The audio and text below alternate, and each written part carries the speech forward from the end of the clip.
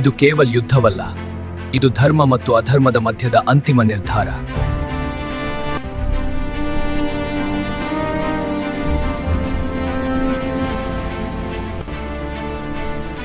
ನನ್ನವರನ್ನೇ ಕೊಲ್ಲೋ ಯುದ್ಧಕ್ಕೆ ನನ್ನ ಕೈ ಎತ್ತಲ್ಲ ಕೃಷ್ಣ. ಧರ್ಮಕ್ಕಾಗಿ ಎತ್ತಿದ ಆಯುಧ ಪಾಪವಲ್ಲ ಅರ್ಜುನ, ಕರ್ತವ್ಯದಿಂದ ಓಡೋದು ಪಾಪ.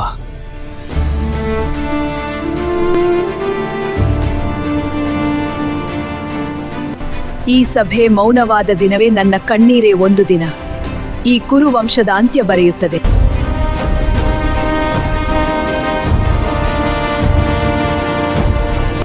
ಅವನು ಯುವಕನಾಗಿದ್ದ, ಆದರೆ ಧೈರ್ಯದಲ್ಲಿ ಯೋಧರಿಗಿಂತ ದೊಡ್ಡವನು. ಜ್ಞಾನ ಇದ್ದರೂ ಮೌನವಾದರೆ ಅದು ಕೂಡ ಅಪರಾಧವೇ.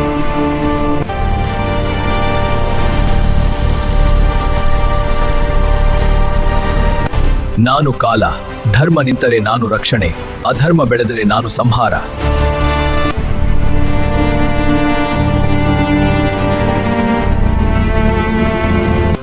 ಯುದ್ಧ ಮುಗಿದಿದೆ, ಆದರೆ ಮೌನ ಇನ್ನೂ ಮಾತನಾಡುತ್ತಿದೆ.